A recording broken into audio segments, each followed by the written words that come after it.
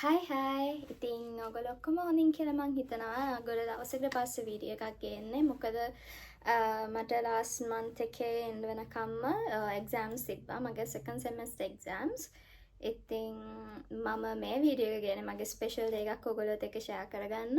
මේක 2-day video එකක්. ඒ කියන්නේ අදයි the 10th March and හෙට 11th මේ දවස් දෙකෙම මං මගේ ස්පෙෂල් ඩේ එකට රෙඩි වෙන්නේ කොහොමද කියලා අද වීඩියෝ එක මේ මුල් ටිකේ තියෙනවා. ඊට පස්සේ මගේ ස්පෙෂල් ඩේ එක වීඩියෝ එකේ අන්තිමට තියෙනවා. මාත් එක්කම මේ වීඩියෝ එකත් එක්ක ඉන්න ඔයගොල්ලන්ට බලා ගන්න පුළුවන් වෙයි.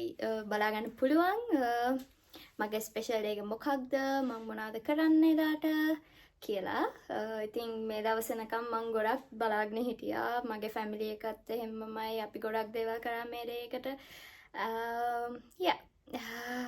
මට මාර්ම සතුටුයි. මම මේ ඉන්නේ හෙට උදේ වෙනකන්. මං හෙට උදේ පාන්දරම යනවා. මං දැන් යනවා සිටි එකට. මට බඩු වගේක් තියනවා ගන්න හෙට ඩේ එකට රෙඩි වෙන්න. මං ඔයගොල්ලන්වත් එක්ක යනවා. මං හිතනවා ඔයගොල්ලන්ට අයිඩියා එකක් ගන්න පුළුවන් වෙයි කියලා. මම මේ ගන්න දේවලුත් එක්ක ඔයගොල්ලන්ට අයිඩියා එකක් ගන්න පුළුවන් වෙයි. and මං රෙඩි වෙන විදිහත් එක්ක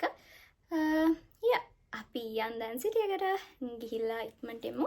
මොකද මට කරන්න පොඩි ගොඩක් වැඩ තියෙනවා. ගොඩක් කියන්නේ ටිකක් වෙලා යන වැඩ. ඉතින් අපි යන් දැන් සිටි එකට ඉක්මනට එමු. මම මුලින්ම ගියේ ෆ්ලවර් ෂොප් එකකට. මට බොකේ එකක් හදාගන්න ඕන වුණා. ඒක නිසා මං ගිහිල්ලා ෆ්ලවර්ස් සිලෙක්ට් කරා. ඊට පස්සේ මට හිතුණා නෑ මම බොකේ එක හදනවා කියලා. ඊපස්සේ මම මට ඕන ෆ්ලවර්ස් සිලෙක්ට් කරලා එතනින් පේ කරලා ආවා. මාර ලස්සන වරයිටිස් ගොඩක් තිබ්බා. හැම එකක්ම ගන්න බෑනේ. මම සිලෙක්ට් කරා. මම ගිහිල්ලා ෆ්ලවර්ස් ගෙනාවා. ඔයගොල්ලෝ දකින්න ඇති. එතන මාරම වරයිටිස් ගොඩක් තිබ්බේ. ඉතින් මම ගිහිල්ලා මේ දෙකයි මේකයි සිලෙක්ට් කරා. මට තාම අයිඩියා එකක් නෑ මම කොයි විදිහටද ෆ්ලවර් බොකේ එක හදන්නේ කියලා. අපි Pinterest එකෙන් සර්ච් කරලා ඊට පස්සේ බලමු කොහොමද හදන්නේ කියලා. මට ඇත්තටම ෆ්ලවර් බොකේ එකක් එතනින් හදාගන්න තිබ්බා. හැබැයි මට හිතුණා නෑ කමක් නෑ මමම හදනවයි කියලා. මොකද මට මේක තවත් ස්පෙෂල් කරන්න ඕන. ඒක නිසා මම බොකේ එක හදනවා කියලා මං හිතුවා. අපි බොකේ එක හදමු. මං බොකේ එක හදන්න යන්නේ. මං අයිඩියා එකක් ගත්තා Pinterest එකෙන්. YouTube එකෙන් මං බැලුවා කොහොමද හදන්නේ කියලා. මම ඒකට ඕන බඩුත් ඔක්කොම අරගෙන ආයෙ ඔයගොල්ලන්ට පේනවා ඇති. අපි හදමු. මේ මම ෆ්ලවර් බොකේ එකක් හදන ෆස්ට් ටයිම් නෙමෙයි. මම මගේ බර්ත්ඩේ එකටත් හදාගත්තා. මම තමයි බර්ත්ඩේ එකටත් හදාගත්තේ. මොකද මට ඕන වුණා මම මෙහෙ සෙලිබ්‍රේට් කරපු ෆස්ට් බර්ත්ඩේ එක. තනියම සෙලිබ්‍රේට් කරපු ෆස්ට් බර්ත්ඩේ එක. ඒක නිසා මට ඕන වුණා මට අයිඩියා එකක් තිබ්බා normally photo shoot එකක් කරන්න. but ඒ කියන්නේ මම තනියම කරගන්න. ඉතින් මම බොකේ එකක් ෆ්ලවර්ස් ගෙනල්ලා බොකේ එකක් හදාගෙන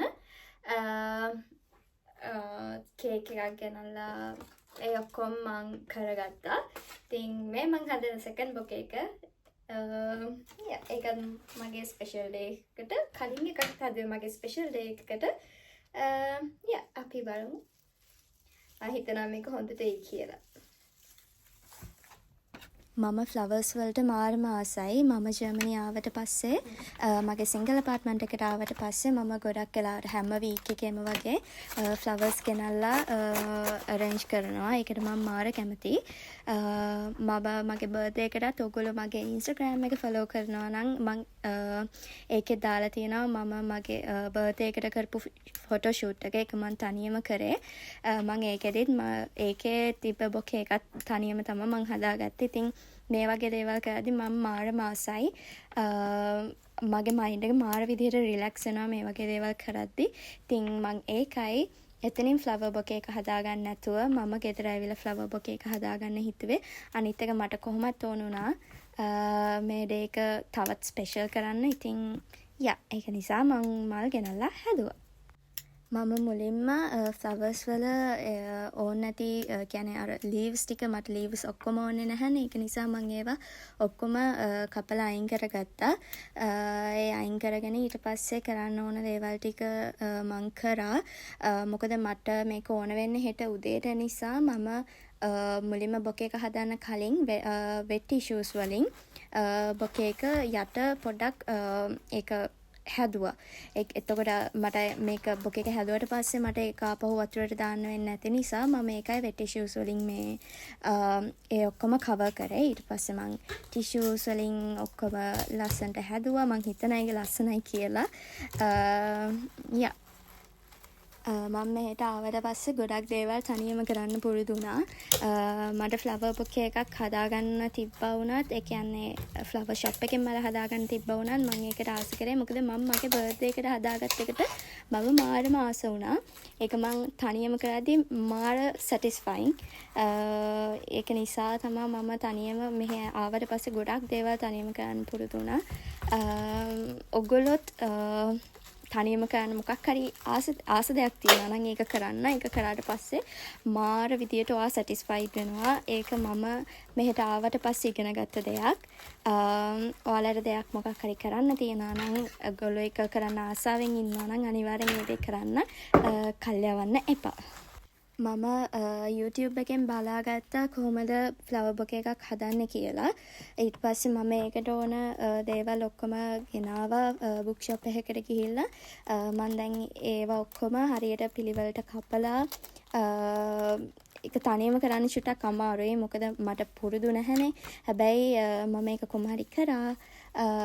අර කොළ එක තියලා ඒක හරියට හදාගන්න ගියාම චුට්ටක් අමාරුයි. අනිත් එක තමයි මම ගත්ත පේපර් එක චුට්ටක් නැමෙන්න බලනවා අඩුයි. ඒක නිසා මට චුට්ටක් විතර අමාරු වුණා. මොකද ඒක ටිෂු පේපර් එකක් නෙමෙයි. ඒක රැපින් පේපර් එකක් වගේ. ඉතින් ඒක අර ටිෂු එකක් නම් හොඳට මේක ෆෝල්ඩ් කරන්න පුළුවන්. මේක ෆෝල්ඩ් කරන්න චුට්ටක් අමාරුයි. ඒක නිසා එක තැනකින් චුට්ටක් ඉරුණා. ඒත් ඒක එහෙම ලොකුවට ගාණක් ගියේ නැහැ. මොකද එතන රිබන් එකෙන් කවර් වුණ නිසා. හැබැයි චුට්ටක් විතර අමාරු වුණා. හැබැයි මම කොමාරි එක කරා. මේක චූටි ලයිෆ් ලෙසන් එකක්.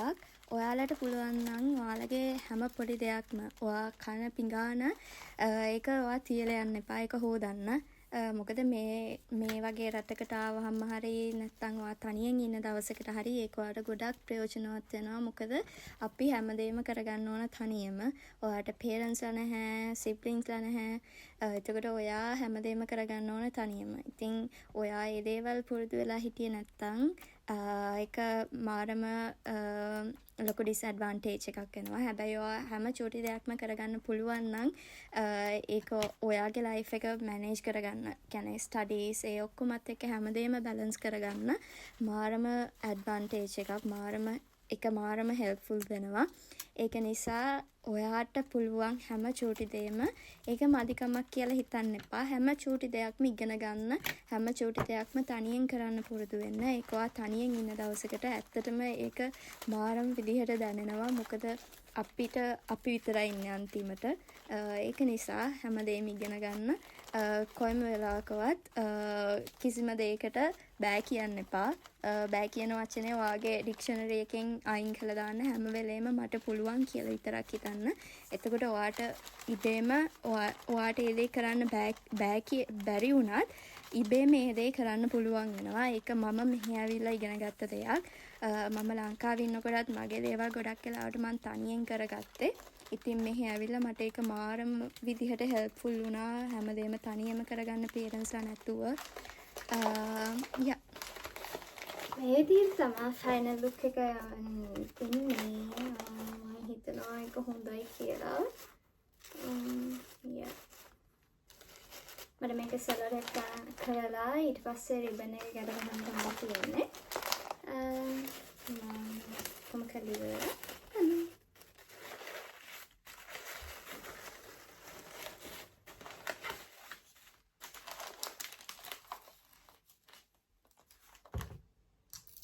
මම ඔයාලට කිව්වනේ මට ටිකක් වෙලා යන වැඩ තියෙනවා කියලා.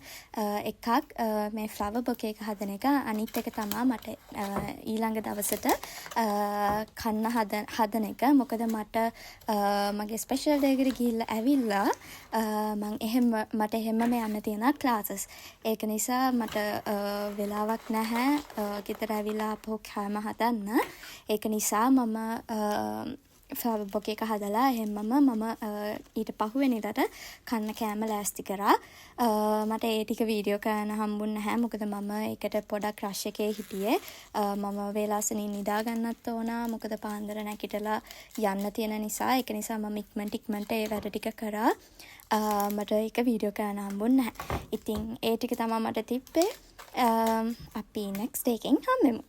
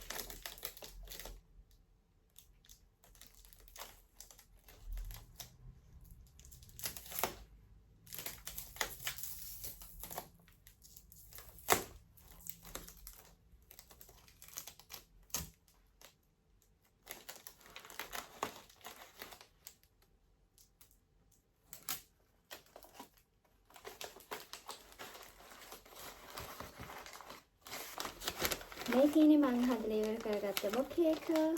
මං හිතන අයක හොඳට ඇවිත් කියලා. අපි හෙට උදේ මට හෙට උදේම යන්න තියෙනවා පාන්දර 5 මාට ට්‍රේන් එකේ. අපි එනම් හෙට හම්බෙමු. බයි බයි. මේ තියෙන්නේ මං හදපු බොකේ එකේ ෆයිනල් ලුක් එක. මම මගේ ස්පෙෂල් ඩේ එකට යන්න රෙඩි වෙලා ඉන්නේ. මං කියන්නම් මොකක්ද කියලා. මගේ දෙවනි අක්කී එනවා ලංකාවේ ඉඳලා ජර්මනි වලට එයාගේ ස්ටඩීස් වලට. ඉතින් මම මාර එක්සයිට් වෙලා ඉන්නේ. මොකද මං මේ ඩේ කෙනකන් සෑහෙන්න කවුන්ට් කරා. ඉතින් මට අක්කිලා දෙන්නයි නංගි ඉන්නේ. මං අක්කිලා දෙන්නගෙන් මේ එන එක්කෙනාට තමයි වැඩිපුරම ක්ලෝස්. ඉතින් කියන්නේ මෙහෙ මං එයාව දකින්නේ හරියටම අවුරුද්දකින්. ඉතින් මම මාර එක්සයිට් වෙලා ඉන්නේ. මට මාරම හැපි. මං එයාව පිකප් කරන්න තමයි යන්නේ එයාපෝට් එකට. ඒක තමයි මගේ ස්පෙෂල් ඩේ එක. ඇත්තටම මේක ස්පෙෂල් මගේ ලයිෆ් එකේ ස්පෙෂල් ඩේ එකක්. ඉතින් මං දැන් රෙඩි වෙන ගමන් ඉන්නේ. මං ලොකුවට මේකප් කරන්නේ නැහැ. අයිලයිනර්ස් ගාලා මස්කාරා ගන්නවා. එච්චරයි. ලිප්ස්ටික් ටිකක් ගන්නවා. යා අපි රෙඩි වෙමු.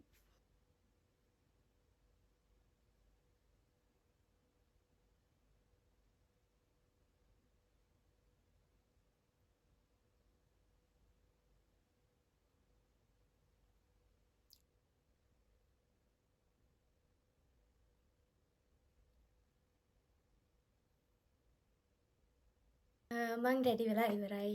මට දැන් තියෙන්නේ ජැකට් එක දාගන්න. සීතයි චුට්ටක්.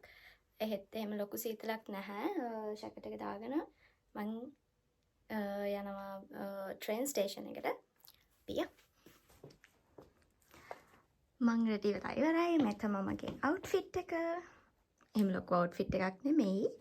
මම බොකේ එකක් ගත්තා. මං ඊයේ හදපු. අපි දැන් යමු ට්‍රේන් ස්ටේෂන් එකට. මට තව විනාඩි 10ක් වගේ තියෙනවා. අපි යමු ට්‍රේන් ස්ටේෂන් එකට. මම දැන් ට්‍රේන් ස්ටේෂන් එකට යන ගමන් ඇත්තටම පාරේ කවුරුවත්ම නැහැ. හැබැයි මෙහෙ ඇත්තටම බය වෙන්න දෙයක් නැහැ. ඒක නිසා ඉතින් මම තනියම ගියා. තනියම තමයි යන්නේ.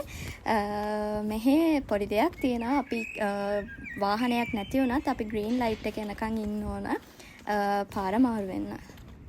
පස්සේ මම කන්න දෙයක් අරගෙන මම මගේ ප්ලැට්ෆෝම් එකට ගියා. ගිහිල්ලා මම ට්‍රේන් එකට නැගලා ට්‍රේන් එකේ යන ගමන් ඉන්නේ. අක්කිව පිකප් කරන්න.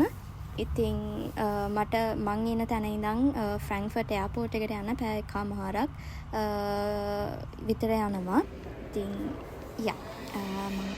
මම මගේ ෆස්ට් ට්‍රේන් එකෙන් බැහැලා ඊට පස්සේ මට ගන්න තියෙන අයිස් බාන් එකක්. මං ඒක ගන්න යන ගමන් එතනත් විනාඩි මට 5ක් විතර තිබ්බා. එතන ඉඳලා මං අයිස් බාන් එකට නැගලා පස්සේ මං ගියා අරයිවල්ස් එන තැනට. මං එයා එනකන් හිටියා. මට අන්තිම ටික එයා එන ටික වීඩියෝ කරගන්න හම්බුන්නේ නැහැ. මොකද මං විතරනේ හිටියේ. Finally she arrived. මේ ඉන්න මගේ දෙවෙනි අක්කී. අපි එහෙම මම ගියා පහු ගෙදර. මොකද එයාටත් ෆ්ලයි කළා මහන්සි නිසා. මට මාරම සතුටුයි. මොකද මේ දවස් වෙනකම් මම ගොඩක් බලගෙන හිටියා. අපි ඊළඟ vlog එකෙන් හම්බෙමු. So that's it. Bye.